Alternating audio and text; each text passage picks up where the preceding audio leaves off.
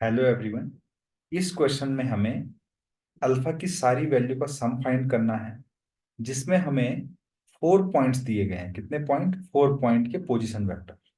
तो देखिए, position vector को हमेशा ओरिजिन के रिस्पेक्ट में लिखा जा रहा है, तो मैंने ओ ए, ओ बी, ओ सी, ओ डी करके इन चारों को यहाँ पर लिखा हुआ है ना। 4 पॉइंट के पोजीशन वेक्टर। अब ये इसमें बोला गया कि ये कोप्लेनर है। तो देखिए, अगर चार हमें दिए गए हैं पॉइंट, 1 2 3 4 इस तरीके से, तो देखिए अगर मैंने किसी एक पॉइंट को फिक्स करके यहाँ पर तीन वेक्टर ड्रॉ किए, जैसे ए बी, ए सी और ए डी। जैसे आप देख सकते हैं ए बी, ए सी और ए डी।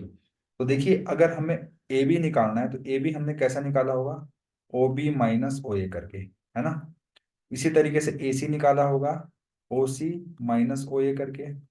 इसी तरीके से ए डी निकालना निकाला ओ डी माइनस ओ ए करके, है ना। तो हमने इस वेक्टर से इसको माइनस किया तो ए बी आया, इसमें से ए को माइनस किया, ओ ए को माइनस किया तो हमें ए सी मिला। इस तरीके से मैंने तीन वेक्टर फाइंड कर लिए। अगर ये तीनों वेक्टर कोप्लेनर होते हैं तो उनका बॉक्स प्रोडक्ट जीरो के बराबर होता है। अब जनरली बॉक्स प्रोडक्ट को हम डिटर्मिनेंट की फॉर्म में रिप्रेजेंट करते हैं।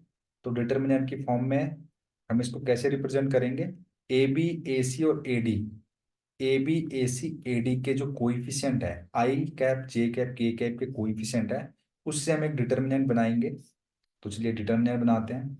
1 - 1 1 देख सकते हैं आप इनके कोइफिशिएंट, वो मैंने यहाँ पे लिख दिए हैं। वैसे ही अल्फा 2 - 1 और 8 अल्फा - 6 और 3।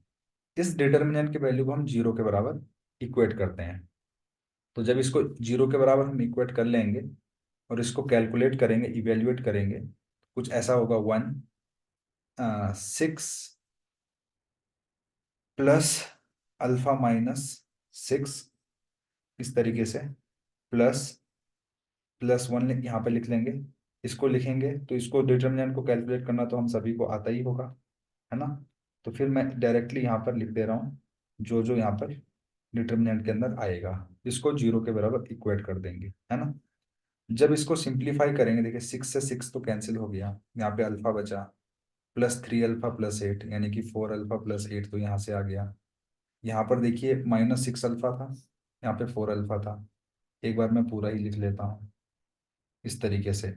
अब इसको जब सिंप्लीफाई करेंगे तो अल्फा² -2 अल्फा - 8 = 0 आ जाएगा। जब हम इसको फैक्टराइज करेंगे तो यहाँ से हमें क्या क्या मिलने वाला है? फैक्टराइज करने के बाद इसको हम लिख सकते हैं 4 दूनी 8, अल्फा² +4 अल्फा - 2 अल्फा - 8 = 0। एक तो यहाँ से अल्फा +4 आएगा और एक आएगा अल्फा - 2 = 0।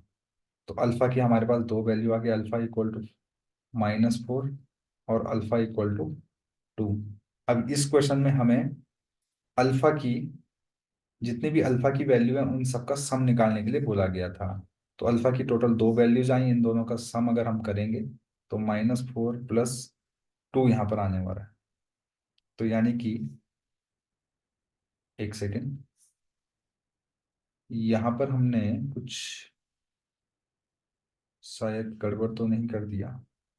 नहीं। तो यहाँ से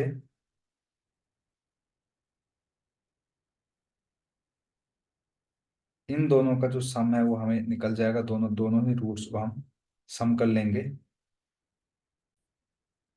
यहाँ पे हमने एक छोटी सी मिस्टेक कर दी है, एक्चुअली में ये -4 अल्फा +2 अल्फा होना चाहिए था। तो यहाँ से अल्फा - 4 और अल्फा +2 हो जाएगा। तो यहाँ से अल्फा की वैल्यू 4 आएगी और अल्फा की दूसरी वैल्यू -2 आएगी। तो 4 - 2 यहाँ पर इन दोनों का सम हो जाएगा, जिसकी वजह से हमें आंसर मिलेगा 2, है ना। तो यही इस क्वेश्चन का आंसर है। प्लीज़ चैनल को लाइक, शेयर और सब्सक्राइब करना बिल्कुल ना भूलें, ताकि हमें और वीडियो बनाने का मोटिवेशन मिलता रहे। Thank you very much.